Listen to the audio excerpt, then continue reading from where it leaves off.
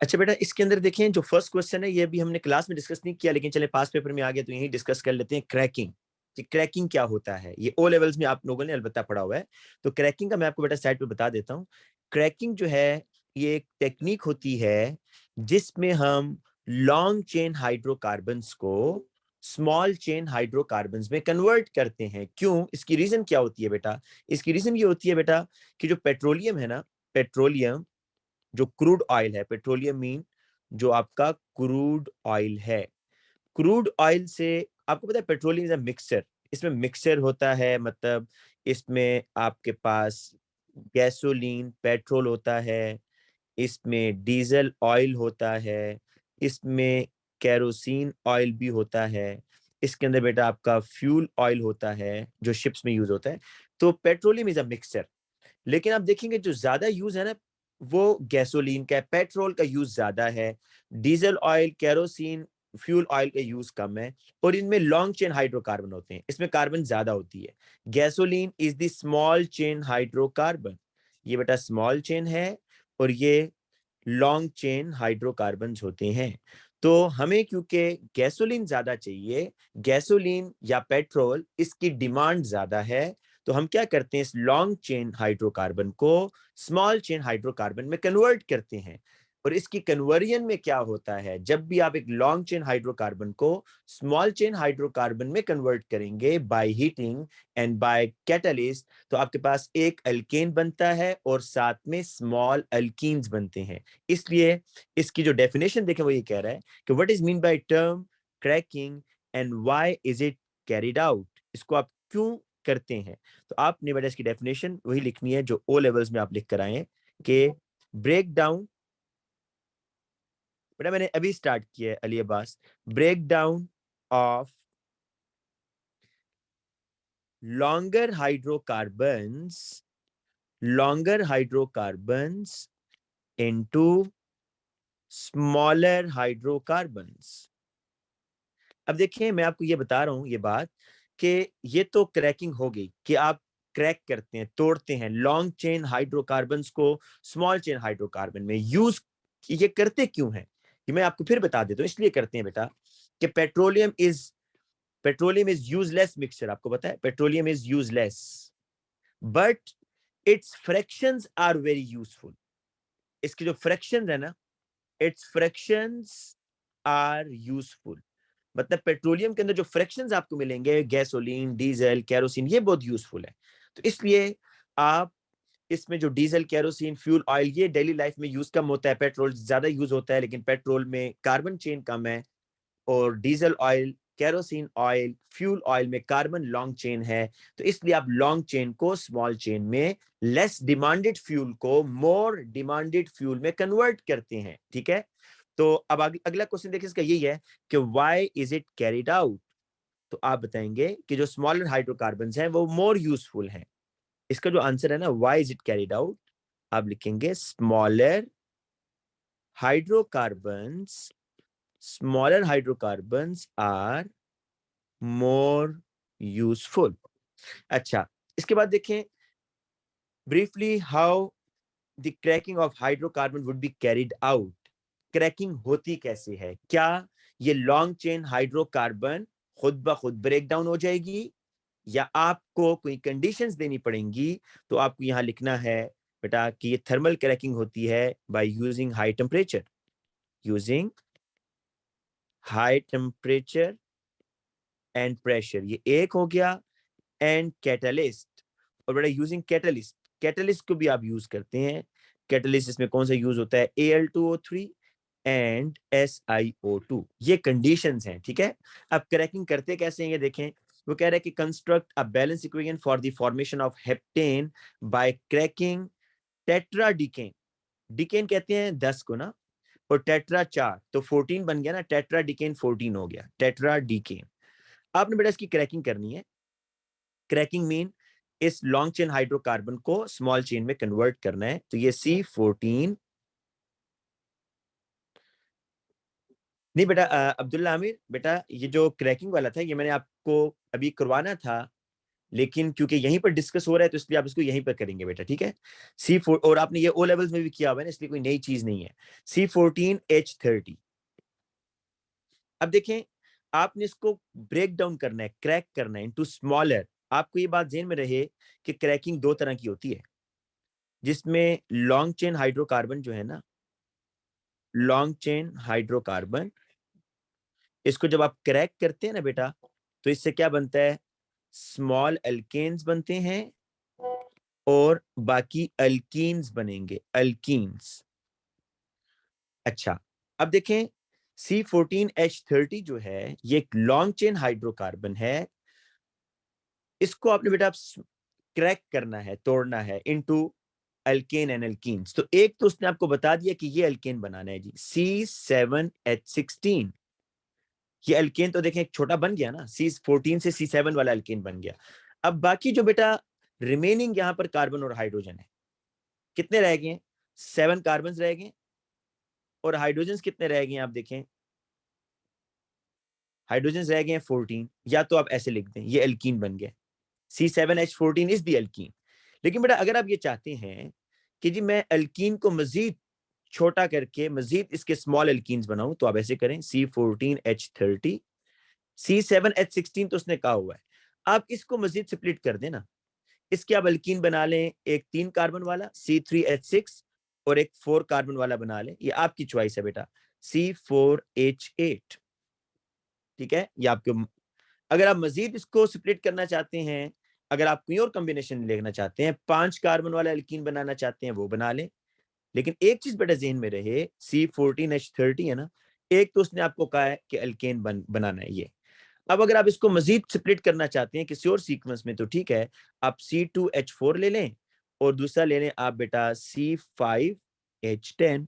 तो ये आपकी मर्जी है, ठीक है बेटा। जिन बच्चों ने लेट ज्वाइन किया है वो इसकी रिकॉर्डिंग सुन लीजिएगा, ठीक है, क्रैकिंग की। अच्छा, अब आगे चलते हैं जी नेक्स्ट क्वेश्चन की तरफ। कह रहे कि cyclohexene has the structural formula, what is the molecular formula of cyclohexane. बेटा देखें, बड़ा सिंपल सा है ये कार्बन्स हैं, दीज आर द कार्बन्स जो सिंगल बॉन्डेड कार्बन है, उनके साथ क्योंकि 4-4 बॉन्ड पूरे करने हैं, उनके साथ 2-2 हाइड्रोजन होंगे बेटा ऐसे करके, और जो कार्बन डबल बॉन्ड बना रहा है उसके साथ 1-1 हाइड्रोजन। तो अब जरा देखें कितने कार्बन है, C6 हाइड्रोजन कितने हैं बेटा, ये आप देख लें यहाँ पर 1 2 3 4 5 6 7 8 9 10। तो C6H10 ये इसका मॉलिक्यूलर फॉर्मूला बन गया है। जो कार्बन देखिए सिंगल बॉन्डिंग है ना, इस जंक्शंस का मतलब है CH2। ये मैंने आपको उसमें भी कराया था जब मैं आपको कायरल कार्बन पढ़ा रहा था कि जंक्शन का मतलब CH2 है। चाहे कह रहे draw the structural formula of the compound when cyclohexene is reacted with bromine. अब देखें, आपने ब्रोमीन इसका रिएक्शन करवाना है बेसिकली। ये है जी आपके पास ये कार्बन कार्बन डबल बॉन्ड है ना, तो बेटा ये हैदर आप कह रहे हो कि cycloalkanes have double bond, तो दिस इज साइक्लो एल्कीन। मैं तो इसको एल्केन नहीं कह रहा, this is not cycloalkane. देखो ना, तभी तो उसने लिखा हुआ है साइक्लोहेक्सीन। जिस तरह साइक्लिक कंपाउंड में अल्केन हो सकते हैं, इस तरह साइक्लिक कंपाउंड में अल्कीन भी तो हो सकते हैं ना, तभी तो वो कह रहा है साइक्लो रिंग बना हुआ है और हेक्सीन है, 6 कार्बन और कार्बन कार्बन डबल बॉन्ड। अच्छा बेटा देखें, ये आपके पास साइक्लोहेक्सीन है और आपने इसके अंदर क्या ऐड करना है जी, ब्रोमीन, ब्रोमीन ऐड करना है। तो देखिए ब्रोमीन जो है, आपको पता है कार्बन कार्बन डबल बॉन्ड जो है वहां पर ये ऐड हो जाएगा। ब्रोमीन का कलर क्या होता है, रेडिश ब्राउन। ये बात याद रहे कि ब्रोमीन जो है रेड ब्राउन किस वजह से होती है, इस बॉन्ड की वजह से। जब तक बेटा ब्रोमीन ब्रोमीन बॉन्ड रहेगा ना, जब तक ब्रोमीन और ब्रोमीन के दरमियान सिंगल बॉन्ड रहेगा, ब्रोमीन का कलर जो है वो रेडिश ब्राउन रहेगा, ठीक है। जब तक ब्रोमीन और ब्रोमीन के दरमियान ये बॉन्ड रहेगा, ब्रोमीन का कलर रेडिश ब्राउन होगा। जैसे ही ये बॉन्ड टूटेगा बेटा, ये जो ब्लैक कलर से आपको नजर आ रहा है, ब्रोमीन ब्रोमीन के दरमियान कलर डिस्चार्ज हो जाएगा। तो अब मैं एडिशन करूंगा, देखें ये कार्बन कार्बन डबल बॉन्ड है ना, यहां पर एडिशन होगी, डबल बॉन्ड टूट जाएगा, एक ब्रोमीन इधर, एक ब्रोमीन इधर। ये बेटा आपने बताना था, ठीक है। अच्छा, state as fully as you can what type of reaction this is. अब देखें, आपको मैंने ये मैकेनिज्म करवाया हुआ है क्लास के अंदर, और आपको ये निशानी भी बताई है कि अल्कीन क्या है, व्हाट इज अल्कीन, इलेक्ट्रोफाइल या न्यूक्लियोफाइल। आपको निशानी ये बताई थी, जब भी सेम एटम्स के दरमियान डबल या ट्रिपल बॉन्ड है वो न्यूक्लियोफाइल होता है। वो क्या होता है? न्यूक्लियोफाइल। तो एल्कीन न्यूक्लियोफाइल है, इलेक्ट्रॉन रिच मॉलिक्यूल है। तो इस इलेक्ट्रॉन रिच मॉलिक्यूल में क्या चीज ऐड होगी? क्या इलेक्ट्रॉन रिच मॉलिक्यूल ऐड होगा, न्यूक्लियोफाइल ऐड होगा या इलेक्ट्रोफाइल? डेफिनेटली इलेक्ट्रोफाइल ऐड होगा। न्यूक्लियोफाइल के अंदर इलेक्ट्रोफाइल ऐड होगा, तो इसको आप कहेंगे इलेक्ट्रोफिलिक एडिशन। Electrophilic addition. अगर ये नाम आपको समझ नहीं आया तो नीचे बेटा एक मैकेनिज्म भी आ रहा है एल्कीन का, उसमें आप समझ जाएंगे। वैसे ये 2 दिन से हम क्लास में कर रहे हैं कि एल्कीन इटसेल्फ न्यूक्लियोफाइल है, और इसमें पॉजिटिवली चार्ज वाला एटम इसमें ऐड हो जाता है, तो उसको आप इलेक्ट्रोफिलिक एडिशन कहते हैं। नीचे एक क्वेश्चन आ रहा है, उसमें मैं आपको बताऊंगा कि why bromine is a polar molecule when you add the bromine into alkyne. वैसे तो देखें ब्रोमीन नॉन पोलर है, लेकिन जब आप ब्रोमीन को अल्कीन में डालते हैं तो ब्रोमीन क्यों पोलर बन जाता है? टेम्पररी तौर पर बनता है, लेकिन बन जाता है पोलर। वो आगे क्वेश्चन आ रहा है, वहां पर डिस्कस करेंगे। लेकिन जो याद रखने वाली बात है कि alkenes always give electrophilic addition reaction. जैसा कि आपने अल्केन्स का याद रखा हुआ है, alkanes free radical substitution reaction देंगे, अल्कीन्स इलेक्ट्रोफिलिक एडिशन रिएक्शन देंगे। जी बेटा, सही कह रहे हो हैदर आप। हैदर ने जो आंसर दिया मुझे कि क्यों इस पर चार्जेस आते हैं ब्रोमीन पर, आगे हम डिस्कस करेंगे बेटा। अब नेक्स्ट क्वेश्चन पर आए। The molecular formula of C3H6 represents the compound propene and cyclopropane. देखिए बेटा, ये बात आपको पहले भी बताई है कि जो एल्कीन्स हैं और जो साइक्लो एल्कीन्स हैं उनका जनरल फार्मूला सेम है। जैसा कि ना C4H8 अगर हो तो आप इससे एल्कीन भी बना सकते हैं, CH3 CH double bond CH3, और आप इससे बेटा साइक्लो एल्केन भी बना सकते हैं, ऐसे करके देखें। तो इसी तरीके से वो कह रहा है कि हमारे पास प्रोपीन है C3H6, उससे अपने देखो अल्कीन भी बनाया और साइक्लोप्रोपेन भी बना दिया है। अब what is the HCH bond angle at the terminal? बेटा ये वेस्पर थ्योरी का क्वेश्चन आ गया, जल्दी से बता देता हूं। यहीं पर आपने बेटा ये देखना होता है, ये है ना, आपने इस कार्बन का बताना है। तो आपको पता है कि डबल, आपने सिर्फ इलेक्ट्रॉन्स की लोकेशन देखनी है कि इलेक्ट्रॉन्स जो है यहाँ पर, एक यहाँ पर है, एक इधर है और एक यहाँ पर है जी। तो ये 3 इलेक्ट्रॉन्स हैं कार्बन के अराउंड, 3 डिफरेंट लोकेशंस है ना इलेक्ट्रॉन्स की। तो जब भी किसी एटम के अराउंड 3 इलेक्ट्रॉन पेयर हो, लोन पेयर 0 हो, तो एंगल 120। या ये याद कर लें कि जब कार्बन एक डबल बॉन्ड बना रहा होगा ना, तो एंगल क्या होगा बेटा उसका? 120 होगा। तो आप ये यहाँ 120 लिख देंगे। अच्छा, under suitable condition propene and cyclopropane react with chlorine, with propene 1,2-dichloropropane is formed. State fully what type of reaction this is. But again देखिए, बड़ा सिंपल से मैं पहले रिएक्शन लिख देता हूं आपको। ये है जी CH3 CH double bond CH2। आपने इसमें क्लोरीन ऐड किया है बेटा, ये क्लोरीन एक कार्बन पर, दूसरा क्लोरीन दूसरे कार्बन पर, तो CH3 CHCl एंड CH2Cl। आपने what type of reaction is this, सिर्फ एडिशन रिएक्शन बेटा बोलना काफी नहीं है। आपको ये बात मैंने भी बताई है ऊपर कि अल्कीन न्यूक्लियोफाइल होता है। अल्कीन क्या है? न्यूक्लियोफाइल। सेम एटम्स के दरमियान डबल बॉन्ड आ रहा है, तो न्यूक्लियोफाइल के अंदर क्या चीज ऐड होगी? इलेक्ट्रोफाइल, जिसको आप नाम देंगे electrophilic addition reaction. Electrophilic addition reaction. अच्छा बेटा आगे चलते हैं जी। Next, when cyclopropane react with chlorine, 3 different compounds with the molecular formula C3H4Cl2 can be formed. अच्छा याद रहे बेटा, ये जो साइक्लोप्रोपेन का रिएक्शन करवा रहे हैं ना, ये कौन सा रिएक्शन देगा? याद रखें, अल्केन सिर्फ एक टाइप की ही रिएक्शन देता है। अल्केन सिर्फ एक टाइप की ही रिएक्शन देगा, उसका नाम है फ्री रेडिकल सब्स्टिट्यूशन रिएक्शन। ठीक है ना? अल्केन ने सिर्फ यही रिएक्शन देने। तो अब वो क्लोरीन के साथ रिएक्शन कर रहा है, मतलब 2 दफा ले रहा है। टू, देखो आप अगर फॉर्मूला को देखो तो अगर एक दफा रिएक्शन होगा ना तो एक HCl निकलेगा और एक Cl लगेगा ना। लेकिन आप ये चीज नोट करें कि उसने प्रोडक्ट में 2 क्लोरीन है, इसका मतलब है कि ये रिएक्शन दोबारा करवा रहा है, फिर Cl2 से दोबारा रिएक्शन करवाएगा इसका, तो 2 क्लोरीन सब्स्टिट्यूट होंगे। आपने ये बताना है, और ये फ्री रेडिकल सब्स्टिट्यूशन रिएक्शन होगा क्योंकि दिस इज एल्केन। आपने बताना है कि ये जो दो क्लोरीन है ये कहां कहां किस किस कार्बन पर लगेंगे। वो कह रहा है draw displayed structure of each of these three compounds. तो देखिएगा जरा, C3H4Cl2, इसके आप स्ट्रक्चर कैसे बना सकते हैं। 1,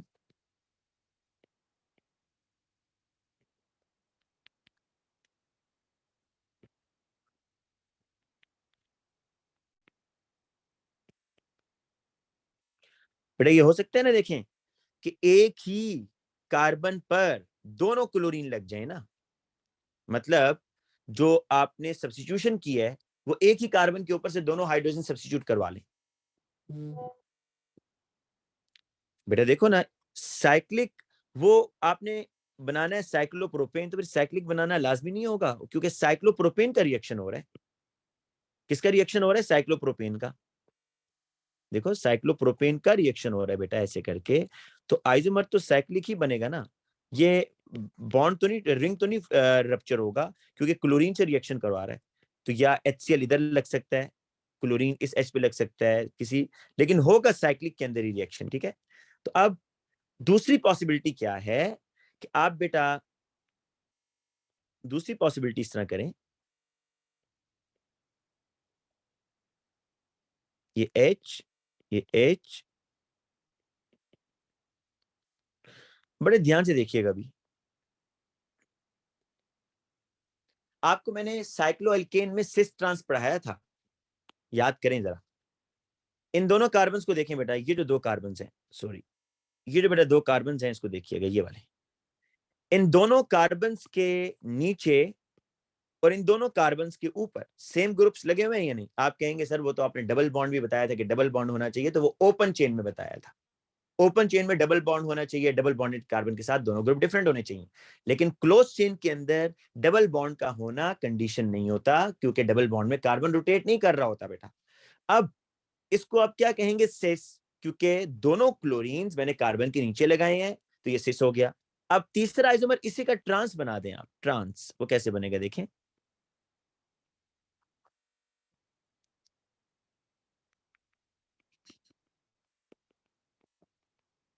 अच्छा ये लाजमी नहीं है कि इन्हीं कार्बन पे लेते, आप दो एडजेसेंट कोई भी कार्बन ले सकते हैं, दो एडजेसेंट कोई भी कार्बन ले सकते हैं। बेटा ट्रांस देखिएगा, अब ये बनेगा जी, ये Cl नीचे और ये Cl ऊपर। ये देखें जी, आपके पास एक क्लोरीन अब ऊपर आ रहा है और एक क्लोरीन नीचे आ रहा है। तो ये बेटा आपने तीन आइसोमर ड्रॉ करने थे, ठीक है। थोड़ा सा ये आपके लिए ट्रिकी हो सकता है, फर्स्ट टाइम आप इस तरह का क्वेश्चन कर रहे होंगे, लेकिन देखें ये अगर किसी को प्रॉब्लम है तो इसमें मुझसे पूछ ले, अगर किसी को प्रॉब्लम आ रहा है, क्योंकि देखिए उसने आपको ये मॉलिक्यूलर फॉर्मूला दिया हुआ है ना, ये है मॉलिक्यूलर फॉर्मूला, ये C3H4Cl2, और उसने कहा हुआ है कि ये साइक्लोप्रोपेन ने रिएक्शन किया क्लोरीन के साथ और थ्री डिफरेंट कंपाउंड्स बने हैं।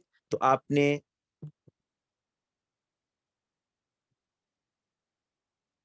वन साइड भी अब्दुल्ला हो तो मोर देन एनफ है, अगर वन साइड भी हो बेटा वहां लगा सकते हो। मालिक आप जो कह रहे हो कि टॉप वाले सी पर लगाना चाहते हो तो वहां पर लगाओ, लेकिन फिर दोनों वहीं पर लगाना, ठीक है। अगर आप टॉप वाले सी पर लगाना चाहते हो ना, ये लो, ये क्लोरीन, ये क्लोरीन,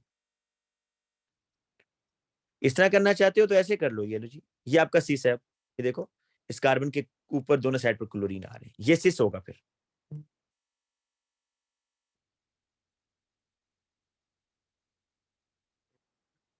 अच्छा मुझे क्वेश्चन पढ़ने दे बेटा बच्चों के।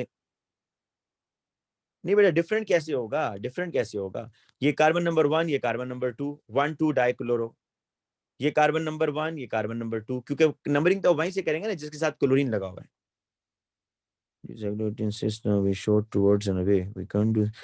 हाँ बेटा देखें वो तो ज्यादा मुश्किल है, आप इस तरह बना लें, ये भी एक्सेप्ट कर रहा है वो। अगर आप जैनब फियाज आप ये कह रही हैं कि अगर हम 3D में बनाएं तो वेल एंड गुड, आप 3D में बनाना चाहती हैं 3D में बना लें, लेकिन अगर 3D में नहीं बनाना चाहती तो ये ज्यादा सिंपल है, विदाउट विदाउट 3D है, ये 2D में है, तो आप इस तरह बना लें तो ये भी ठीक है, ठीक है। अगर आप 3D में ही बनाना चाहती हैं, एक टूवर्ड्स यू आ रहा है एक अवे फ्रॉम यू आ रहा है, वो भी ठीक है, इससे कोई फर्क नहीं पड़ेगा।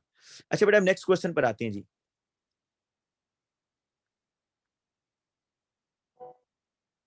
अच्छा, नेक्स्ट क्वेश्चन है कि crude oil is process to give a wide variety of hydrocarbons. Crude oil is processed to give a wide variety of hydrocarbon. Give the name of one physical process and one chemical process carried out during the processing of crude oil. अच्छा बेटा, सी के अंदर ना आपको पता है क्या होता है? पेट्रोलियम, ये क्रूड ऑयल होता है, ठीक है. और क्रूड ऑयल जब निकलता है और वो रिफाइनरी में आता है, तो आप क्रूड ऑयल से सेपरेशन कैसे करते हैं ये पूछ रहा है. ओ लेवल्स में पढ़ा था या नहीं पढ़ा था? Fractional distillation. Fractional distillation. But fractional distillation क्या होता है? अगर आपको मैं याद करवाऊं कि ये फ्रैक्शनल डिस्टिलेशन में on the basis of difference in their boiling point, वो हाइड्रोकार्बन्स जिनका बॉइलिंग पॉइंट कम होता है वो ऊपर आ जाते हैं, जिनका बॉइलिंग पॉइंट ज्यादा होता है वो नीचे रह जाते हैं. लेकिन on the basis of difference in the boiling point आप डिफरेंट फ्रैक्शंस को सेपरेट करते हैं. वो जो ओ लेवल्स में आप एक डायग्राम याद करते हैं जिसमें एक टॉवर सा होता था और उसमें आपको साइड पे लिखना होता था सबसे ऊपर कौन सी गैस आ रही है, फिर नीचे कौन सा आ रहा है, जिसका बॉइलिंग पॉइंट सबसे लो होता था वो सबसे नीचे रह जाता था. तो ये तो है फिजिकल प्रोसेस. केमिकल प्रोसेस में बेटा आप कैसे सेपरेट कर सकते हैं? क्रैकिंग. आप क्रैकिंग कर सकते हैं जी. क्रैकिंग इज दी जिसमें आप अल्केन और अल्कीन को सेपरेट कर लेते हैं. Alkane and alkyne both can be obtained from the crude oil. Why alkanes are unreactive? बेटा ये आपको मैंने रीजन सिखाई हुई है कि why alkanes are less reactive. इसमें non polar carbon hydrogen bond होता है. Non polar carbon hydrogen bond and strong carbon carbon sigma bond. Strong sigma bond between carbon carbon and carbon hydrogen. ठीक है, दोनों बताएंगे. All bonds are sigma bond, लेकिन specify करेंगे कहां कहां पर. कार्बन कार्बन और कार्बन हाइड्रोजन में सिग्मा बॉन्ड है और नॉन पोलर बॉन्ड्स हैं. Carbon hydrogen bonds are non polar. State the bond angle. बेटा ये मैं जल्दी से कर लेता हूं क्योंकि हमारा जो मेन काम है ना वो हमने वो करना है, ऑर्गेनिक एमसीक्यूज. इसका 109, क्योंकि बेटा इथेन में जब भी कार्बन जो है ना, इसकी निशानी बस याद कर लें, जब भी कार्बन सिंगल बॉन्डेड होगा 109.5 और sp3 हाइब्रिडाइज होगा. बेटा sp3 हाइब्रिडाइज होगा, ठीक है. जब भी, सुन लें, जब भी कार्बन सिंगल बॉन्ड होगा, जब भी कार्बन क्या होगा? सिंगल बॉन्ड, तो वो sp3 हाइब्रिड. मैं सिर्फ ये कार्बन के लिए स्पेसिफाई कर रहा हूं. तो sp3 हाइब्रिडाइज 109.5. जब भी बेटा कार्बन डबल बॉन्ड होगा तो 120 और sp2 हाइब्रिडाइज. और जब भी कार्बन ट्रिपल बॉन्ड होगा, जैसे कि इथाइन अगर होता, इथाइन जो कि हमारे सिलेबस में नहीं है, तो ये 180 और sp हाइब्रिडाइज. तो ये याद कर लें, single bonded carbon, single bonded carbon sp3, double bonded carbon, double bonded carbon sp2, और ये triple bonded carbon, this is sp hybridize. State the shape and arrangement of atom.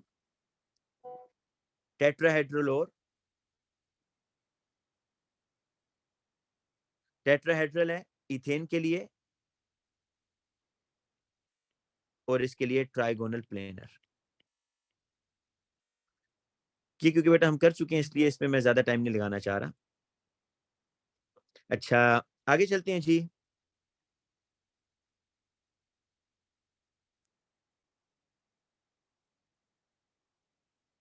चलें, इसने आगे इससे रिलेटेड क्वेश्चन पूछे गए, यहां देख लेते हैं. ये इथेन है बेटा, देखें, this is ethane. Carbon carbon single bond ना, और इथीन ये carbon carbon double bond. Can I explain why this molecule have different shapes in terms of carbon carbon bonds present. बेटा बड़ी सिंपल सी बात है. इथीन के अंदर, इथीन के अंदर between the two carbons double bond है, one sigma and one pi. आप क्या लिखेंगे? इन इथीन, वो कह रहा है कि देखिए कार्बन कार्बन बॉन्ड की बेस पर आप बताएं कि इनकी शेप क्यों डिफरेंट है. तो आप बताएंगे इथीन के अंदर कार्बन कार्बन डबल बॉन्ड है, लेकिन आप स्पेसिफाई करें one is sigma and one is pi. जबकि आप कहेंगे इथेन के अंदर all bonds are sigma bond. ये बात मैं ऊपर आपको बता चुका हूं कि when carbon makes 4 single bond, जब कार्बन चारों सिंगल बॉन्ड बनाएगा, then it is sp3 hybridize और शेप इज टेट्राहेड्रल। जब कार्बन, देखें ये आप इस तरह एक सीक्वेंस याद कर लें जी। अगर कार्बन sp3 हाइब्रिडाइज होगा ना, कार्बन के लिए स्पेसिफाई, जब कार्बन sp3 हाइब्रिडाइज होगा, एंगल 109.5 होगा, शेप टेट्राहेड्रल होगी, ऑल बॉन्ड्स सिग्मा होंगे। जब बेटा कार्बन sp2 हाइब्रिडाइज होता है ना, तो एंगल 120 होता है, ट्राइगोनल प्लेनर होता है, ट्राइगोनल प्लेनर, और 1 पाई बॉन्ड होगा और 3 जो है ना सिग्मा बॉन्ड होंगे।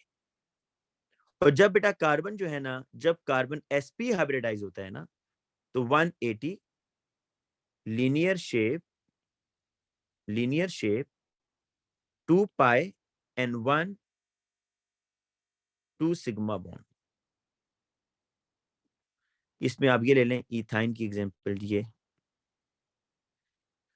sp2 में आप इथीन की एग्जांपल ले लें जी ये, और sp3 में आप इथेन की एग्जांपल ले लें। ठीक है जी, ये आप टेबल बना लीजिएगा ऐसे करके। इसकी भी फिलहाल पिक्चर ले लें अगर आपने नहीं बनाया, कि जब भी कार्बन sp3 हाइब्रिडाइज होगा तो ये इसमें चीजें होंगी।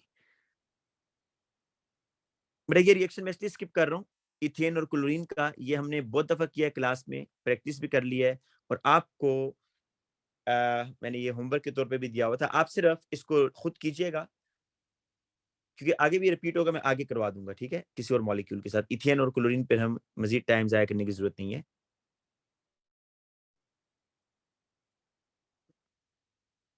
यहां पर आ जाए जी, ये जो है देखिए, complete the reaction scheme to show the mechanism of the reaction H with bromine to form J। अच्छा, पहली बात तो आप ये हैरान हो रहे होंगे कि ब्रोमीन के ऊपर, bromine is a polar molecule, bromine तो बेटा एक पोलर मॉलिक्यूल है, सॉरी नॉन पोलर मॉलिक्यूल है, तो उसके ऊपर चार्जेस कहां से आगे, पॉजिटिव और नेगेटिव, तो ये पहले समझ लें। वो कह रहा है कि जो डायपोल, पहले मैं आपको समझा देता हूँ कि चार्जेस कहां से आए हैं बेटा। असल में होता ये है कि जो अल्कीन है ना, अल्कीन इस तरह होता है ना, एल्कीन में आपको बताया था कि पाई इलेक्ट्रॉन्स ऊपर होनी चाहिए, जो येलो कलर से ये पाई इलेक्ट्रॉन्स हैं, ये क्या है बेटा, पाई इलेक्ट्रॉन्स, ये और ये। अब ये पाई इलेक्ट्रॉन्स बड़े एक्सपोज हैं, ठीक है। जैसे ही ब्रोमीन बेटा अब इसमें ऐड करेंगे ना, ब्रोमीन, तो ब्रोमीन के जो बॉन्डिंग इलेक्ट्रॉन्स होते हैं ना, बॉन्डिंग इलेक्ट्रॉन्स ब्रोमीन के ये वाले, और जो पाई इलेक्ट्रॉन्स होते हैं अल्कीन के, ये आप बेसिक स्टेटमेंट लिख लें कि पाई इलेक्ट्रॉन्स, ये बेटा ये बात जो है ना, मैंने भी मंडे को इंशाल्लाह जब क्लास कराऊंगा, मैंने उसमें ये आपको यहीं से स्टार्ट कराना है, लेकिन चले बीच में आ रही है तो आप अभी सुन लें। Pi electrons repels the bromine bonding electrons, या there is a repulsion, there is a repulsion between the pi electrons and bromine bonding electrons. Pi electrons में रिपल्जन होगी, और जो ब्रोमीन के बॉन्डिंग इलेक्ट्रॉन्स हैं, जो बॉन्ड बना रहे हैं ना दोनों electrons between the to bromine atom, वो एक दूसरे को रिपेल करेंगे। और इस रिपल्जन की वजह से बेटा ये होगा कि जो ब्रोमीन के बॉन्डिंग इलेक्ट्रॉन्स हैं वो थोड़ा सा अवे चले जाएंगे, किससे, ऊपर पाई इलेक्ट्रॉन से, मतलब नीचे वाले ब्रोमीन की तरफ हो जाएंगे। तो एक ब्रोमीन स्लाइटली पॉजिटिव, एक स्लाइटली नेगेटिव। रीजन क्या है, क्यों स्लाइटली नेगेटिव हो गया बेटा? अब ये देखिए, ये ब्रोमीन जो है ना, ये जो ब्रोमीन के बॉन्डिंग इलेक्ट्रॉन्स थे ये वाले, ये थोड़े से डाउनवर्ड चले गए हैं ना। किसने इनको पुश किया डाउनवर्ड? एल्कीन्स के पाई इलेक्ट्रॉन्स ने। एल्कीन्स के जो पाई इलेक्ट्रॉन्स हैं वो बड़े एक्सपोज होते हैं, ठीक है, वो न्यूक्लियस के कंट्रोल में नहीं है। तो जो पाई इलेक्ट्रॉन्स हैं वो रिपेल्स दी बॉन्डिंग इलेक्ट्रॉन्स, जिसकी वजह से एक टेम्पररी डायपोल प्रोड्यूस होता है ब्रोमीन में। देखें, जैसे ही आप अल्कीन को बाहर निकालेंगे ना यहां से, जैसे ही सपोज आपने अल्कीन को बाहर निकाला, अल्कीन जैसे ही मॉलिक्यूल से बाहर निकलेगा ये पोल्स खत्म हो जाएंगे और ये दोबारा इलेक्ट्रॉन्स अपनी पोजीशन पर आ जाएंगे।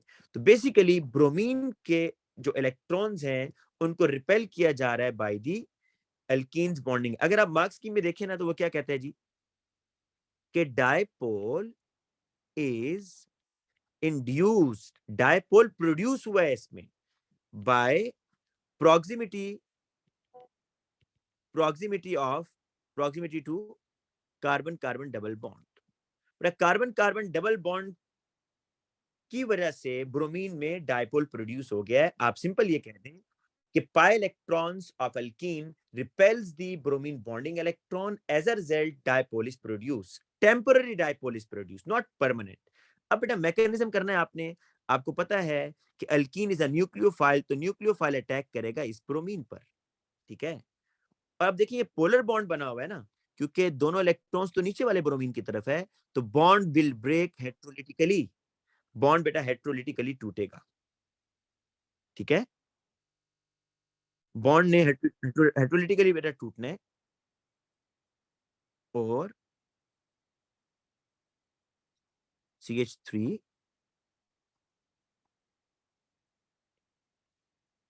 CH3, ये आपको मैं जरा बता दूं, ये ग्रीन कलर से मैं बॉन्ड शो करता हूं ताकि आपको अंडरस्टैंडिंग में आसानी हो।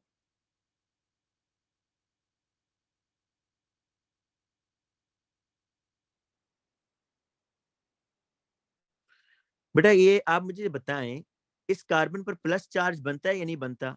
इस कार्बन पर प्लस चार्ज आना चाहिए ना, इस कार्बन पर जी। क्यों आना चाहिए? क्योंकि देखिए इसका जो इलेक्ट्रॉन है ना वो ब्रोमीन के पास चला गया, ये चला गया। इज इट प्राइमरी कार्बोकेटाइन और सेकेंडरी कार्बोकेटाइन और टर्शियरी कार्बोकेटाइन? ये मुझे बताएं, ये कौन सा कार्बोकेटाइन होगा? मैंने आपको बेटा लास्ट क्लास में ये बात बताई थी कि when positively charge carbon atom has two hydrogens, primary होगा। व्हेन, या यस, हैदर ने बताया टर्शियरी है। When positively charge carbon atom has one hydrogen atom या दो अल्काइल ग्रुप्स हो तो वो सेकेंडरी होगा। यहां देखें इस पॉजिटिवली चार्ज कार्बन के साथ कोई भी हाइड्रोजन नहीं है, अल्काइल ग्रुप्स हैं।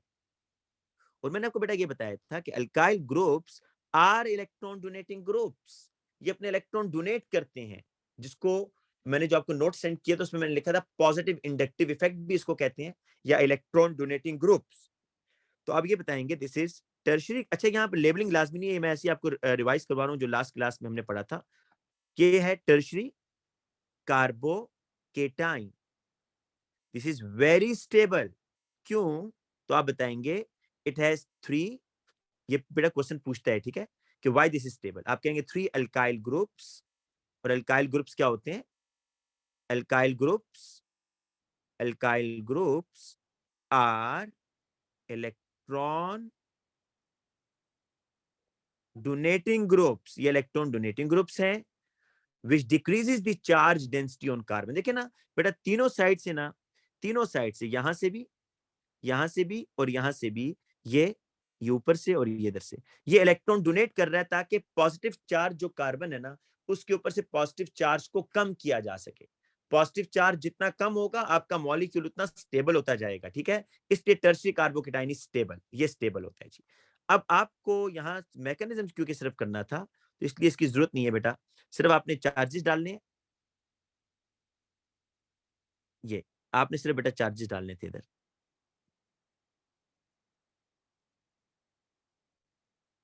ये जी। अब B are negative with lone pair, देखें ये आपने लोन पेयर से एरो स्टार्ट करना है और ये आपका प्रोडक्ट बन गया बेटा। तो ये 3 मार्क्स बेटा आपको इसके मिल जाएंगे, ठीक है ना। ये उसने क्या है, करली एरोज, लोन पेयर और चार्जेस आपको शो करनी है। डायपोल क्यों नहीं लिखा? उसने खुद ही डायपोल बना दिया है। अगर डायपोल ना बनाया होता फिर आपको 4 मार्क्स के क्वेश्चन बन जाना था। अच्छा नेक्स्ट क्वेश्चन पर आए, origin of the dipole on the bromine molecule. तो आप बेटा ये बताएंगे, मैंने आपको ये बात समझा दी है कि एल्कीन्स पाई इलेक्ट्रॉन्स, एल्कीन्स के जो पाई इलेक्ट्रॉन्स हैं, alkenes pi electrons repel the bromine bonding electrons, as a result induced dipole is produced. Induced dipole is produced. ठीक है. अच्छा, J is formed as an equimolar mixture of isomer. State the type of isomerism shown by J. पहले देखें, आप अगर इस J में देखें ना, तो J में आप ऐसा आइसोमर बनाएं जो कि इक्विमोलर हो. इक्विमोलर का मतलब है इक्वल बने, इक्वल अमाउंट जिसकी बने. आप पहले ये सोचें, जब भी इक्विमोलर की वो बात कर रहा हो ना, तो आपके माइंड में फौरन आना चाहिए कि मे बी ये ऑप्टिकल आइसोमर हो, क्योंकि ऑप्टिकल आइसोमर जो है ना, वो पता है क्यों बनते हैं? वो सिर्फ इस वजह से बनते हैं कि जो न्यूक्लियोफाइल होता है, ये बात आपको ज्यादा क्लियर उस वक्त समझ आएगी जब आप हेलोजन एल्केन भी पढ़ चुकेंगे, लेकिन फिर मैं आपको थोड़ा सा यहाँ आइडिया देता हूँ. ये जो बेटा Br+ है ना, ये Br+ के पास ऑप्शन है कि वो इस कार्बन के ऊपर नीचे से भी अटैक कर सकता है और ऊपर से भी बेटा अटैक कर सकता है. ठीक है, क्योंकि ये तो 120 एंगल पर अरेंज होंगे ना बेटा, ये अरेंज होंगे 120 एंगल पर. तो ये 120 एंगल पर जब अरेंज होंगे तो ब्रोमीन के पास सिर्फ ये इस तरह होगा. देखें, अगर मैं एक बनाऊं,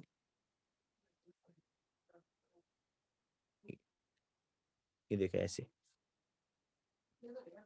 देखिए, इस पॉजिटिवली चार्ज कार्बन को देखिएगा, कितने बॉन्ड बना रहा है भाई. ये पॉजिटिवली चार्ज, बेटा मैं भी समझा रहा हूं अब्दुल्ला आमिर, पहले समझ तो लो बेटा. ये पॉजिटिवली चार्ज कार्बन कितने बॉन्ड बना रहा है? ये पॉजिटिवली चार्ज कार्बन 3 बॉन्ड बना रहा है, राइट. तो ये 3 बॉन्ड मैंने बना दिए. अब Br जो है ना बेटा, उस Br के पास पॉसिबिलिटी है कि वो यहां से अटैक करे. Br के पास पॉसिबिलिटी है कि वो यहां से अटैक करे. ऊपर और नीचे दोनों साइड से इक्वल पॉसिबिलिटी है ना, जिसकी वजह से आपके पास 2 ऑप्टिकल आइसोमर्स बनते हैं. ऑप्टिकल आइसोमर्स असल में बनते इसलिए बनते हैं ऑप्टिकल आइसोमर्स के जो न्यूक्लियोफाइल होता है उसके पास इक्वल प्रोबेबिलिटी होती है. तो बेसिकली ऑप्टिकल आइसोमर बनने की रीजन ये होती है कि जो आपका प्लेनर मॉलिक्यूल होता है ना, जो प्लेनर मॉलिक्यूल होगा, जैसा ये कार्बन, दिस इज प्लेनर. क्यों? sp2 हाइब्रिडाइज है, 3 बॉन्ड बना रहा है, तो वो प्लेन में है. तो मॉलिक्यूल ऊपर से भी आ सकता है, नीचे से भी आ सकता है. तो अगर ऊपर से आएगा 50% आपका न्यूक्लियोफाइल ऊपर से अटैक कर देगा, 50% नीचे से अटैक करेगा. तो आप देखोगे कि जो दोनों प्रोडक्ट बन रहे होंगे ये एक दूसरे के ऑप्टिकल आइसोमर होंगे. ये मैं भी आपको बनाकर दिखा भी देता हूं कैसे. तो state the type of isomerism shown by J. ये तो ऑप्टिकल, क्योंकि देखिए यहां से जब उसने कहा ना कि ये ऑप्टिकल आइसोमर है, बेटा ये जो मैं आपको फिर बताता हूँ, ये जो इक्विमोलर मिक्सचर ऑफ आइसोमर की बात कर रहा है, ये जब मैं आपको हेलोजन एल्केन कराऊंगा वहां पर ये बहुत डिटेल में बात दोबारा डिस्कस होगी. ठीक है, लेकिन अगर आपको भी ये बात समझ आ रही है कि इस पॉसिबली चार्ज कार्बन ने 3 बॉन्ड बनाए हुए हैं, तो ये 120 एंगल पर है और एक प्लेनर मॉलिक्यूल है, और न्यूक्लियोफाइल के पास प्रोबेबिलिटी है कि वो ऊपर से भी अटैक कर सकते हैं और नीचे से भी, जिसकी वजह से अगर 50% ऊपर से आ रहा है, 50% नीचे से आ रहा है, तो ये जो दोनों प्रोडक्ट्स बनेंगे एक दूसरे के ऑप्टिकल आइसोमर होंगे. तो इक्विमोलर मिक्सचर जब भी वो कहेगा ना, तो आपने समझ जाना है ऑप्टिकल आइसोमर की बात हो रही है. अब वो कह रहे हैं जिनके आइसोमर ड्रॉ करें, तो ठीक है, अभी ड्रॉ करते हैं बेटा. ये देखें, इसमें इस मॉलिक्यूल को जरा देखें और बताएं कायरल कार्बन कौन सा है. This carbon is chiral. ये कार्बन कायरल है जी, जो मैं ब्लू कलर से, क्योंकि इसके साथ देखें एक Br लगा हुआ है नीचे, एक CH3 लगा हुआ है, CH2OH लगा हुआ है, और ये लगा हुआ है. चारों ग्रुप डिफरेंट है ना इसके साथ. तो ये आपका कायरल कार्बन है. कौन सा वाला कार्बन बेटा? ये कार्बन कायरल है. तो अब इसके आपने ऑप्टिकल आइसोमर कैसे बनाने हैं? ऑप्टिकल आइसोमर जब भी बनाने हैं आपको 3D डायग्राम बनानी है. तो यहां से पहले देख लें, एक CH2OH लगा हुआ है, एक CH3 लगा हुआ है, एक CH2OH लगा हुआ है, एक आपका CH3 लगा हुआ है. मेरे नीचे क्या लगा हुआ है? Br. तो ये Br लगाएं, वेज में बना देंगे. ठीक है, और क्या लगा बेटा? ये एक पूरा ग्रुप आप बनाएंगे ऐसे. ये देखें, ये आपका ना एक पूरा ग्रुप है. मैं इसको मार्क करता हूं जरा. ये ये आपका पूरा ग्रुप है, एक सी के साथ 2 मिथाइल और एक Br, सी के साथ 2 मिथाइल और एक Br। ये जी, सॉरी इसको डॉटेड लाइन से शो करना है आपने, ठीक है।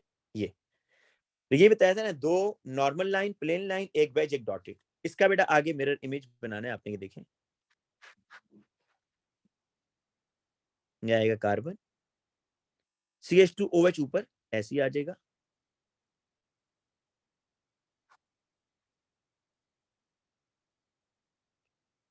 अच्छा बेटा ये देखिए, ये मिथाइल इधर आएगा, ये Br इधर आ जाएगा, और ये जो आपका ये ग्रुप है ना बेटा, बल्कि ग्रुप इधर आएगा, ये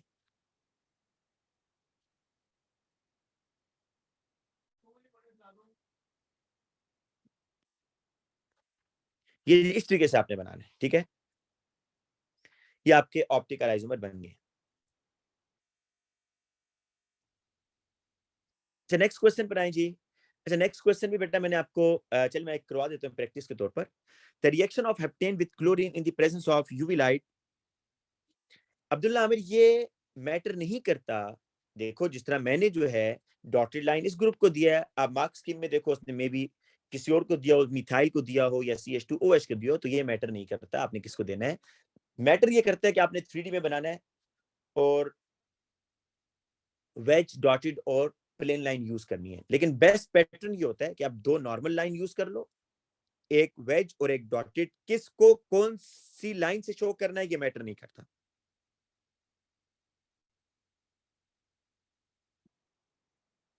अच्छा बेटा मेरा नहीं ख्याल कि मुझे ये दोबारा करवाने की जरूरत है ना, ये तो इस पे अगर आखिर में टाइम बचा तो मैं करवा दूंगा, ठीक है। ये जो फ्री रेडिकल सब्स्टिट्यूशन रिएक्शन है। अच्छा अब आगे चलते हैं जी नेक्स्ट क्वेश्चन के ऊपर। कह रहे जी कि alkene and alkene both react with bromine.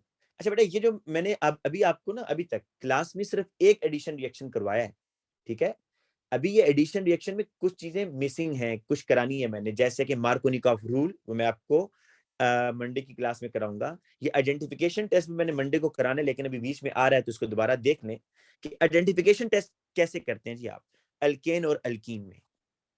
Explain how and why bromine can be used to distinguish between alkane and alkene. देखें एक बात जहन में रहे कि जो अल्केन्स हैं, alkanes are least reactive. Alkanes क्या होते हैं? लीस्ट रिएक्टिव होते हैं। आपको याद होगा अल्केन का रिएक्शन जब मैं क्लोरीन से करवाता था तो मैं ऊपर लिखता हूं यूवी लाइट या हीट। इसी तरीके से बेटा अगर आपने अल्केन का रिएक्शन ना ब्रोमीन से करवाना होगा तो आपको हीट देनी होगी, तब जाके रिएक्शन होगा। लेकिन याद रखें alkenes are reactive due to the presence of pi bond. तो अल्कीन के लिए अगर आप ब्रोमीन के साथ रिएक्शन करवाएं तो इवन इन डार्क ये रिएक्शन हो जाएगा, रिएक्शन विल अकर, रिएक्शन होगा, ठीक है। लेकिन अगर आप ब्रोमीन और अल्केन का रिएक्शन करवाएं इन डार्क तो नो रिएक्शन। तो अब आपको एक ये डिफरेंस नजर आ रहा है, क्योंकि अल्कीन्स ज्यादा रिएक्टिव होते हैं, उनका ब्रोमीन से रिएक्शन करवाने के लिए आपको कोई हीट देने की जरूरत नहीं है, कोई यूवी लाइट देने की जरूरत नहीं है, वो खुद ब खुद रिएक्शन कर जाएगा। तो और ब्रोमीन जब बेटा रिएक्शन करेगा विद अल्कीन तो ब्रोमीन ब्रोमीन बॉन्ड टूटेगा ना, जिस तरह आपके पास ये है CH2 डबल बॉन्ड CH2। आप जब ब्रोमीन का बेटा रिएक्शन करेंगे इसके साथ तो ये बनेगा CH2Br और CH2Br। तो ये 1,2 डाइब्रोमो इथेन बन रहा है, रेडिश ब्राउन से कलरलेस। तो alkene decolourise the bromine at room condition. Alkene क्या करता है? Decolourise the bromine from reddish brown to colourless while alkanes alkanes do not, alkanes नहीं करते। अब वो कह रहा है why। अब देखें how and why bromine can be used to distinguish between in an alkane and alkene. अब बेटा आपने रीजन भी बतानी है कि ऐसा क्यों है कि alkenes are more reactive because they have double bond या पाई बॉन्ड। अल्कीन्स के अंदर बेटा क्या है, पाई बॉन्ड है, वो ज्यादा रिएक्टिव है। ये लिखेंगे आप कि अल्कीन्स कंटेन पाई बॉन्ड या double bond which makes the alkyne reactive, इसलिए वो रूम टेम्परेचर पर रिएक्शन कर रहे हैं। The reaction between the ethane and bromine. अब अल्केन की बात कर रहा है बेटा, फ्री रेडिकल सब्स्टिट्यूशन लाजमी नहीं है क्लोरीन के साथ हो, देखें वो ब्रोमीन के साथ करवा रहा है, ये HBr के साथ हो जाएगा जी। State the essential condition for the reaction, तो आपने कह देना है यूवी लाइट या हीट, ठीक है, यूवी लाइट या heat. Give the name, give the full name of the mechanism. बेटा अल्केन्स के बारे में याद रखें, अल्केन्स हमेशा कौन से रिएक्शन देते हैं, फ्री रेडिकल सब्स्टिट्यूशन रिएक्शन। तो ये नाम मैंने आपको बेटा याद करवाया हुआ है कि अल्केन्स ने फ्री रेडिकल सब्स्टिट्यूशन रिएक्शन देना होता है। But I give the equation for a termination step that would occur producing a hydrocarbon। हाँ, पर वो कह रहे हैं कि अगर इथेन का रिएक्शन हो रहा है तो उसमें टर्मिनेशन में आप वो रिएक्शन लिखें जिसमें हाइड्रोकार्बन बन रहा है। आपको मैंने टर्मिनेशन में 3 रिएक्शंस करवाए थे, एक उसमें से बता दिया था कि वो एग्जामिनर एक्सेप्ट नहीं करेगा, Br dot plus Br dot it gives Br2, वो आपने नहीं लिखना। लेकिन एक था बेटा ये वाला, देखें C2H5 डॉट, आप ये पता है ना कि टर्मिनेशन में क्या होता है, हमेशा फ्री रेडिकल्स रिएक्शन करते हैं, फ्री रेडिकल्स। लेकिन ये वाला वो अलाउ नहीं करेगा, वो कह रहा है कि आपने वो रिएक्शन लिखना है जिसमें हाइड्रोकार्बन बन रहा है। दिस इज नॉट हाइड्रोकार्बन, इसमें हेलोजनो एल्केन बन रहा है। तो हाइड्रोकार्बन बेटा आपके पास वो होगा जिसमें C2H5 आप लेंगे प्लस C2H5 डॉट आप लेंगे और कार्बन चेन डबल हो रही होगी, इस रिएक्शन की बात कर रहे हैं, ठीक है। फिर वो कह रहे हैं जी कि give the equation for one propagation step involved in the formation of dibromoethane from bromoethane during this reaction। देखिए अगर आपको मैकेनिज्म अच्छा याद होगा ना तब आप इसका आंसर दे सकेंगे। आपने ना प्रोपगेशन करना है। प्रोपगेशन क्या होता है कि नॉर्मल मॉलिक्यूल और फ्री रेडिकल का रिएक्शन होगा। बनाना क्या आपने, डाई ब्रोमो इथेन बनाना है। इसका मतलब पता है क्या हुआ कि आपने प्रोपगेशन में सेकंड वाला करना है। प्रोपगेशन के 2 रिएक्शन थे ना, जो फर्स्ट प्रोपगेशन का रिएक्शन था उसमें HCl या HBr बनता है, जो सेकंड प्रोपगेशन का रिएक्शन है उसमें आपका हेलोजनो एल्केन बनता है। और अब आपने डाइब्रोमोइथेन बनाना है, इट मींस ब्रोमोइथेन पहले से होगा। C2 देखें एक तो था C2H5 डॉट, और अगर इस तरह होता ना, अगर ऐसे होता तो ये तो आपका ब्रोमोइथेन बनेगा ना, ये तो बनेगा C2H5Br प्लस Br डॉट। ये वो नहीं कह रहा, वो कह रहा है डाइब्रोमोइथेन, मतलब आपने यहाँ जो रेडिकल लेना है उसमें पहले से ब्रोमीन होना चाहिए। तो आप एक हाइड्रोजन को कम करें, C2H5 की जगह C2H4Br डॉट लिखें। अगर मैं बेटा इससे करता हूं ना, आप अगर अपने मैकेनिज्म देखें नोट्स में, तो जो सेकंड स्टेप होता था वो ऐसे होता था, आप चेक कर सकते हैं, C2H5 डॉट प्लस Br2 और C2H5Br और Br डॉट। लेकिन ये मोनोब्रोमोइथेन है ना, एक ब्रोमीन है, वो कह रहा है डाइब्रोमो, तो डेफिनेटली आपको फिर यहां से एक हाइड्रोजन कम करना है, एक ब्रोमीन लगाना है। अब देखिएगा जी, अब डाइब्रोमो बन जाएगा आपका C2H4Br2 और Br डॉट। ये The reaction between ethene and bromine form a single product, give the full name। But आपको बताया ethene और ब्रोमीन का रिएक्शन जो है this is electrophilic addition reaction, क्योंकि अल्कीन्स न्यूक्लियोफाइल होते हैं ना, तो अल्कीन्स अगर न्यूक्लियोफाइल है तो उस पर इलेक्ट्रोफाइल ऐड होगा, तो इलेक्ट्रोफिलिक एडिशन रिएक्शन। अब बेटा देखें अगेन, ये देखिए ये 4 मार्क्स का मैकेनिज्म है। अब देखें आपको 4 मार्क्स कितने आसानी से मिलेंगे, ये देखें, complete the diagram below to illustrate this mechanism. But एक मैं साथ में जरा अटेंडेंस भी ले लूं मैंने, क्योंकि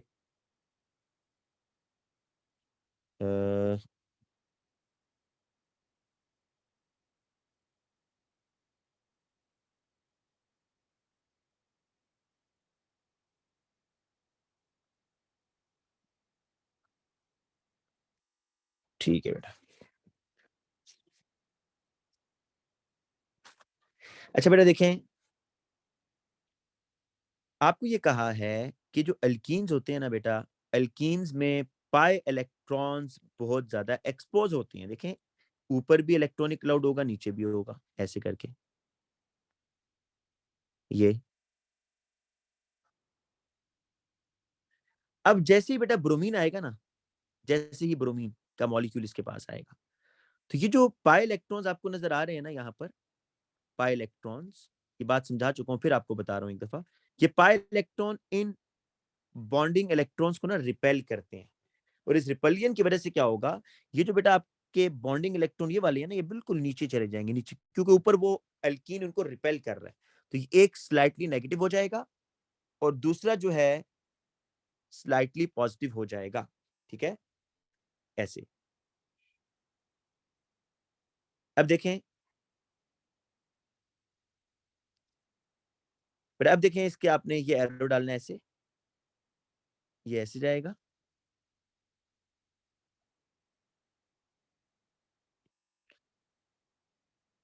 एक कार्बन पर ब्रोमीन लगा दें, दूसरा कार्बन पॉजिटिव हो जाएगा, और B are negative with lone pair, और ये बेटा आपने इधर ये न्यूक्लियोफाइल से इधर आ जाए। देखिए आप लोग ये एरो अगर ड्रॉ नहीं करेंगे, इसमें कोई एरो मिस करेंगे, न्यूक्लियोफाइल से इलेक्ट्रोफाइल की तरफ एरो जाएगा, न्यूक्लियोफाइल से इलेक्ट्रोफाइल। ठीक है, मैं आपसे इस तरह के कुछ क्वेश्चन बेटा शेयर करूंगा क्लास में, जिसमें मैकेनिज्म मैंने आपको दिया होगा, और मैं आपसे कहूंगा कि इसमें आप identify the three errors identify करें। इस तरह के क्वेश्चन मैं आपसे शेयर करूंगा क्लास में, और आप मुझे बताएंगे उसमें एरर्स कौन से। जब आप एरर ढूंढने लग जाएंगे ना, फिर आपकी इस पे ग्रिप हो जाएगी, मैकेनिज्म ड्रॉ कैसे करना है। देखिए ये 3-4 एरोस ड्रॉ करने हैं, डाइपोल ड्रॉ करना है, और आपको अच्छा ये कौन सा कार्बोकेटाइन होगा दी, ये कौन सा कार्बोकेटाइन है जो आपको यहां नजर आ रहा है, this is the primary carbocation, क्योंकि positively charge carbon atom has 2 hydrogen या 1 alkyl group, and this is highly unstable. Primary carbocation highly unstable है, और फौरन बेटा प्रोडक्ट इसमें बन जाएगा जाकर। अब जी नेक्स्ट क्वेश्चन पर आए।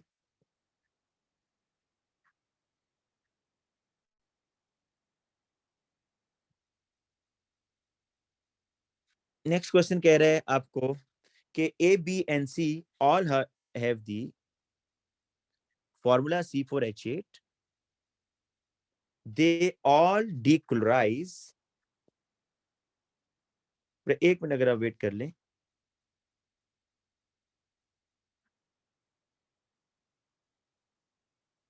ठीक है जी।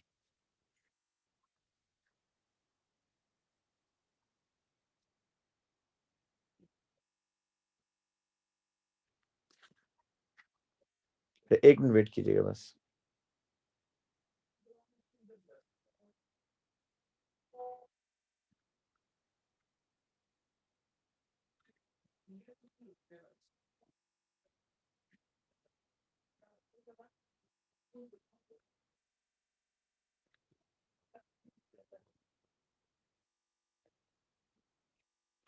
अच्छा बेटा देखें, इस क्वेश्चन के अंदर A B and C all have the formula C4H8, they all decolorize the bromine and structural isomer of each other, state the name of the process by which ABC could be obtained from C10H22। देखें एक longer chain है, alkane है, उससे alkenes बन रहे हैं, तो वो कौन सा प्रोसेस होता है जिसमें अल्केन से आप अल्कीन बना रहे होते हैं। तो डेफिनेटली आपको बेटा ये याद होना चाहिए कि वो प्रोसेस है क्रैकिंग का, कि क्रैकिंग इज अ प्रोसेस जिसमें आप अल्केन से अल्कीन बनाते हैं। तो state the name of the process, that is the cracking. Structure of 3 structural isomers, आपने स्ट्रक्चरल आइसोमर बनाने हैं, और उनके स्ट्रक्चर देने हैं जी C4H8। तो देखें C4H8 है ना, CH3, CH2, CH double bond CH2।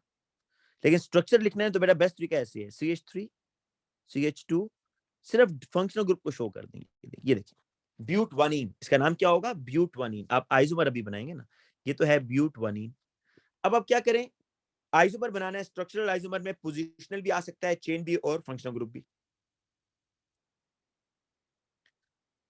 लेकिन उसने बेटा यहां पर आपको बता दिया कि ऑल डीक्लोराइज द ब्रोमीन, साइक्लोएल्केन की तरफ आप नहीं जाएंगे, आप साइक्लोब्यूटेन नहीं बनाएंगे, क्योंकि साइक्लोब्यूटेन तो ब्रोमीन को डीक्लोराइज नहीं करता ना। तो इसलिए आप सेकंड में क्या करें, आप डबल बॉन्ड की पोजीशन चेंज करें, CH3, CH double bond CH, CH3, ये हो गया but two in.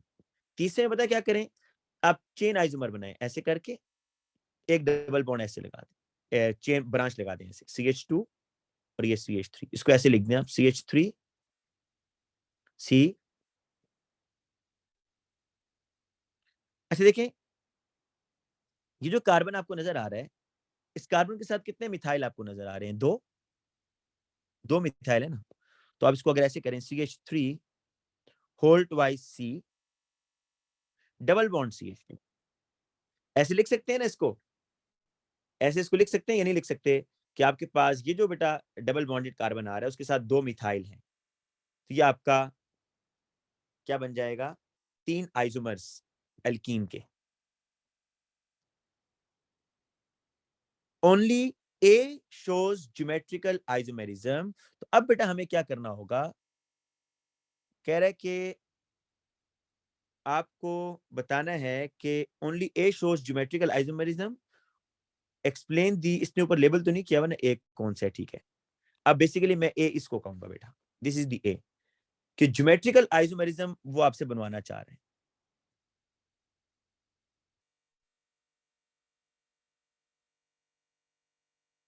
Explain the meaning of term geometrical isomerism. But आपको पता है ज्योमेट्रिकल आइसोमेरिज्म क्या होता है, जिसमें आप सिस और ट्रांस शो करते हैं। मैं ब्यूट-2-इन का अगर आपको बनाकर दिखाऊं ना, ब्यूट-2-इन, तो ऐसे होगा जी,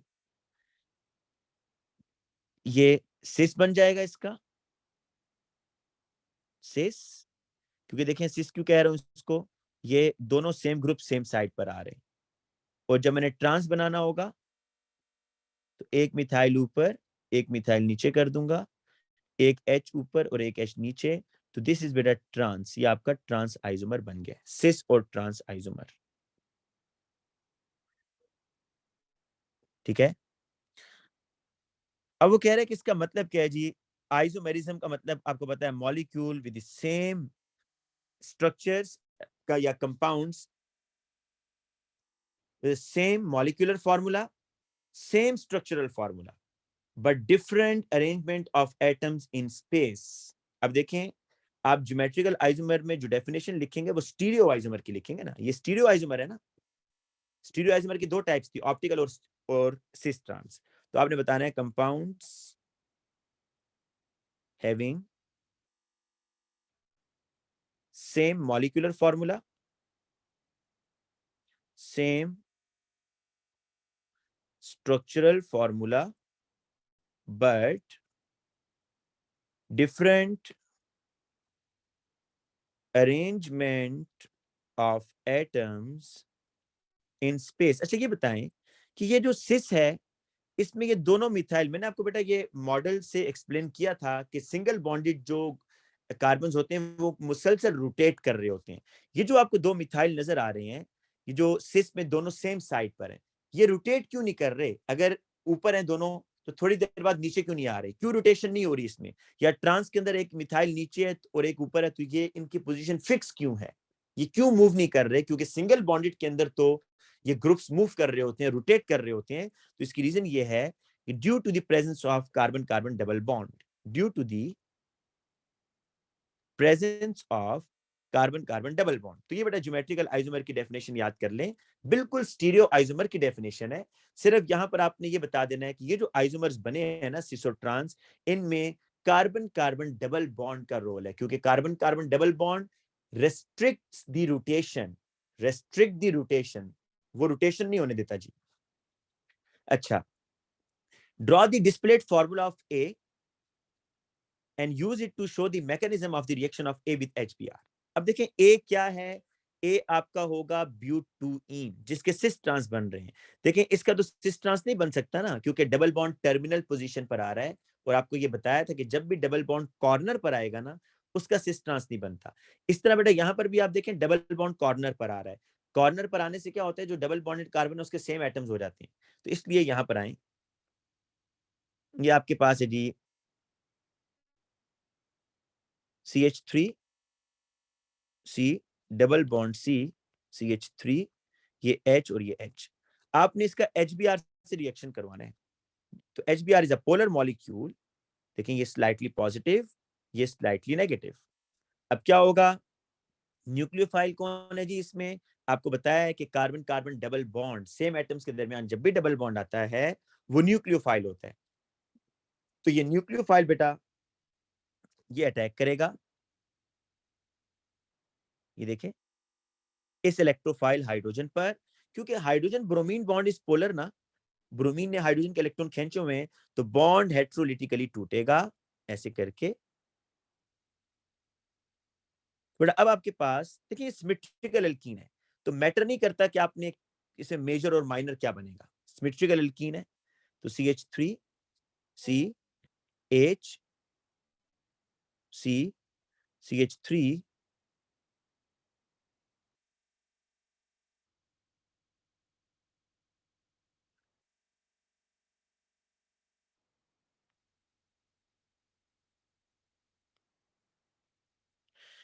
देखिए बेटा हुआ ये है कि ये जो है ना पाई बॉन्ड ये वाला, ये इधर आ गया, तो एक कार्बन पॉजिटिवली चार्ज हो गया। अब ये कार्बोकेटाइन कौन सा बना है? This is secondary carbocation. और ये बेटा आपने लाजमी शो करना है। देखिए ये जो यहाँ से Br निकला है ना, ये स्लाइटली नेगेटिव से कंप्लीट नेगेटिव हो गया है। This is the nucleophile. और ये टर्शियरी कार्बोकेटाइन बना है, sorry secondary carbocation, secondary carbocation. अब ये होगा बेटा कि यहां से ये न्यूक्लियोफाइल इधर जाएगा इसके ऊपर, CH3 CH H CH3H और ये Br, तो ये आपके पास बनेगा जी। इसका नाम क्या होगा? देखें इसका नाम अगर आपने देना है, this is the longest chain, ये बेटा आपकी लॉन्गेस्ट चेन है, ये देखें ये लॉन्गेस्ट चेन है। तो 2 ब्रोमोब्यूटेन, इसका नाम क्या होगा? 2 ब्रोमोब्यूटेन, ये carbon number 1, carbon number 2, carbon 3 and carbon 4, तो 2 ब्रोमोब्यूटेन। ये देखें इसके आपको 4 मार्क्स मिलेंगे जी। नेक्स्ट देखते हैं जी।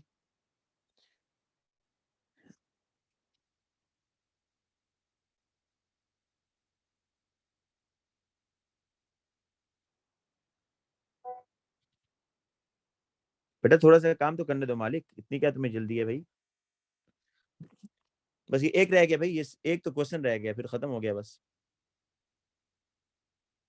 कह रहे जी आगे कि B does not show geometrical isomerism. अच्छा बी जो है ज्योमेट्रिकल आइसोमर, अब बी कौन सा है बेटा? अभी हमने इसमें से डिसाइड करना है। देखो ए तो हमें पता चल गया ना, क्योंकि ए में सिस ट्रांस बन रहा था। कह रहे कि B does not show geometrical isomerism, B reaction करेगा HBr के साथ, मिक्सचर ऑफ टू आइसोमर्स बनेंगे X एंड Y, ठीक है? X has a chiral center and Y does not have a chiral center. What is mean by term chiral center?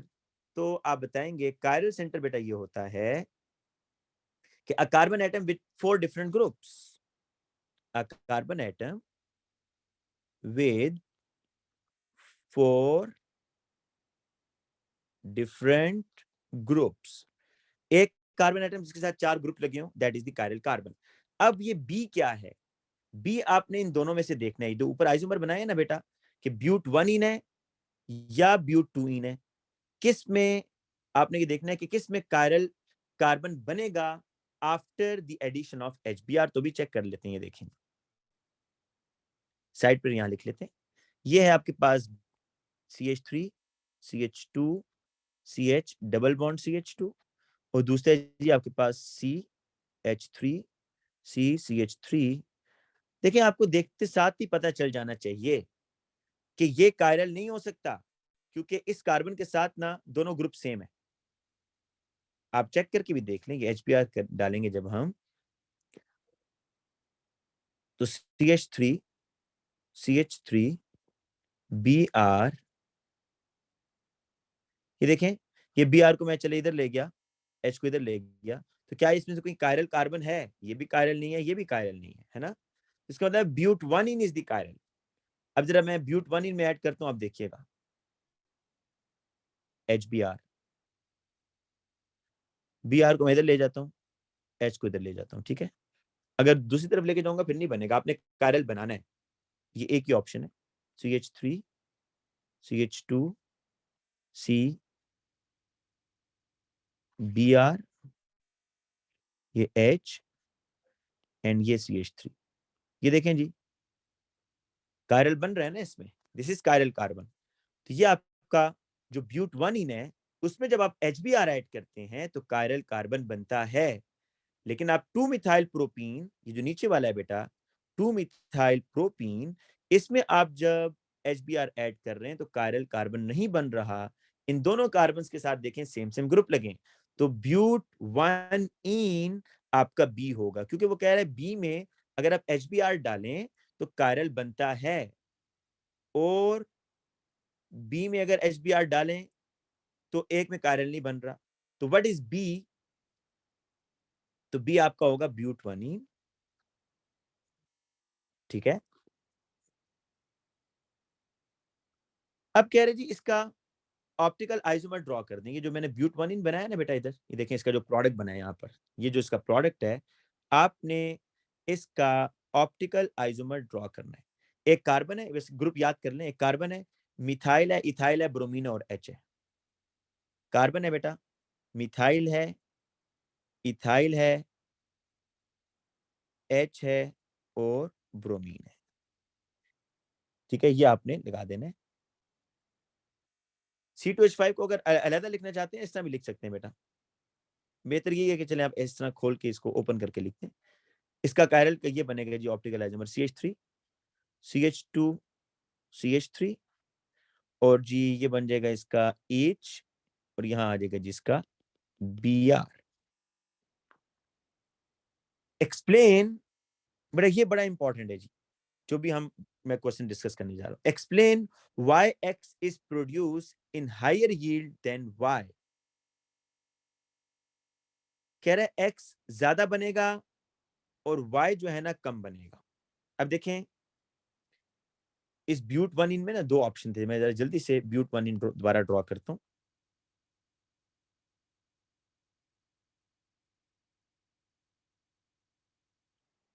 देखिए दो possibilities थी ना, दिस इज अनसिमेट्रिकल एल्कीन या नहीं, ये बताएं। दिस इज अनसिमेट्रिकल एल्कीन ना। एक ऑप्शन तो ये था बेटा कि आप इस तरह ऐड करते CH3 CH2 CH Br and CH3, ये मेजर है। वो कह रहा है ये ज्यादा बनेगा, जिसका कायरल कार्बन है ना, ये X है ना जिसका भी आपने वो बनाया ऑप्टिकल आइसोमर, ये ज्यादा बना है। अगर आप इनकी पोजीशन स्विच करते हैं बेटा, H को इधर लेके जाते हैं, Br को इधर लेके जाते हैं, CH3 CH2 CH2 CH2Br, कह रहे ये कम बनेगा, ये माइनर है, इसकी प्रोडक्शन कम होगी। तो ये Y है, Y कम बनेगा, X ज्यादा बनेगा। क्यों? इसका आंसर है मैकेनिज्म के अंदर। मैकेनिज्म मैं भी करूंगा, आपको अभी समझ आ जाएगी। देखें मैं जरा मेजर वाले का मैकेनिज्म करता हूं जी आपके सामने। CH3 CH2 CH double bond CH2, और ये है जी HBr पॉजिटिव और ये नेगेटिव। ये इधर आएगा बेटा, ये इधर, और ये बॉन्ड इधर। आपने H को किधर लेके जाना है भाई, क्योंकि सेकंड पर ब्रोमीन लगाना है ना आपने, तो हाइड्रोजन को कार्बन 1 पे लेके जाएं, हाइड्रोजन को कार्बन 1 पर। बनेगा CH3 CH2 CH into CH3, और ये प्लस।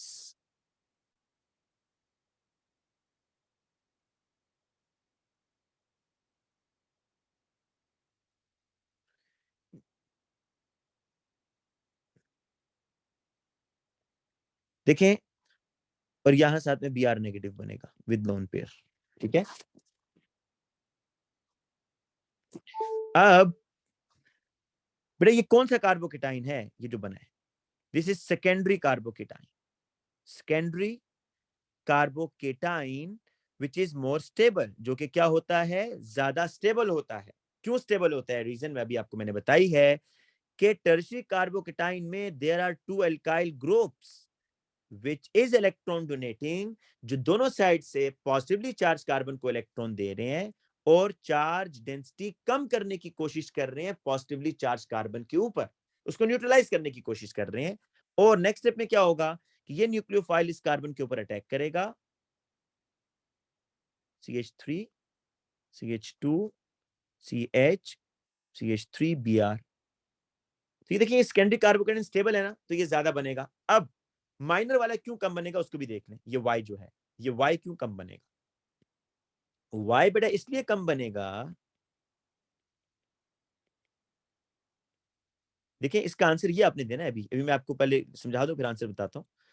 अब देखिए वाई कब बनेगा, अगर ब्रोमीन कार्बन 1 पर आ रहा है, इसका नाम क्या है जी, 1 ब्रोमोब्यूटेन ना, मतलब ब्रोमीन कार्बन 1 पर आएगा, हाइड्रोजन कार्बन 2 पर जाएगा। ब्रोमीन ने कार्बन 1 पर आना है, तो अगर आप ब्रोमीन को कार्बन 1 पर लगाते हैं और हाइड्रोजन को कार्बन 2 पर लगाते हैं, ये हाइड्रोजन ऐड हो गया जी।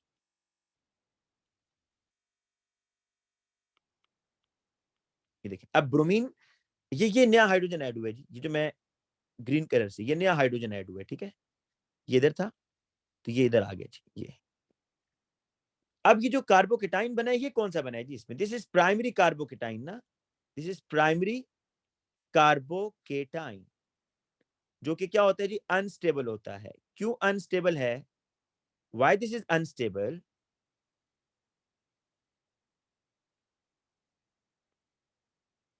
इसको लिख दूं पहले, दिस इज अनस्टेबल। पर क्यों अनस्टेबल है, देखिए इसके साथ ना सिर्फ ये एक ही अल्काइल ग्रुप है, ये देखिए ये एक अल्काइल ग्रुप है बस, जो कि इस पॉजिटिव चार्ज को न्यूट्रलाइज करने की कोशिश कर रहे हैं। अल्काइल ग्रुप्स कम, जितने अल्काइल ग्रुप्स कार्बोकेटाइन में कम लगे होंगे, उतना इलेक्ट्रॉन डोनेटिंग इफेक्ट कम हो जाएगा, उतना पॉजिटिव चार्ज ज्यादा होगा आपके टाइम पर, वो अनस्टेबल होगा। अब नेक्स्ट स्टेप में क्या होगा जी, कि ये जो लोन पेयर है ना, ये इस कार्बन के ऊपर अटैक करेगा और ये प्रोडक्ट बनेगा आपके पास। लेकिन आप देखें कभी भी रिएक्शन ऐसे मैकेनिज्म को प्रेफर नहीं करेगा जिसमें अनस्टेबल चीज बन रही है। तो ये जो रिएक्शन है ना, ये कभी भी इस मैकेनिज्म को फॉलो नहीं करेगा, अगर बनेगा तो बहुत कम। ज्यादा जो रिएक्शन होगा वो ऊपर वाले मैकेनिज्म के थ्रू होगा, क्योंकि उसमें एक स्टेबल कार्बोकेटाइन बन रहा है। तो अब बेटा आपने यहां लिखना क्या है, अब यहां बस ये लिखेंगे, बेटा ये जो इन्फॉर्मेशन मैं जितनी दे रहा हूँ, बास बच्चे मुझे मैसेज कर रहे हैं कि बहुत लंबी क्लास हो रही है, बेटा ये सारी बातें हम थर्सडे की क्लास में डिस्कस कर चुके हैं, तो सिर्फ पास पेपर प्रैक्टिस हो रहा है। और ये जो कार्बोकेटाइन वाला है, ये तो हम ऊपर 2 दफा मैं आपको बता चुका हूँ बेटा, तो ये तो हम सिर्फ रिपीट कर रहे हैं इन्फॉर्मेशन, ठीक है। तो यहां पर आप बेटा ये बताएंगे वाई एक्स, तो आप बताएंगे इन 2 ब्रोमोब्यूटेन, इन 2 ब्रोमोब्यूटेन, मतलब in the formation of X, a secondary carbocation is formed. Secondary carbocation is formed, which is more stable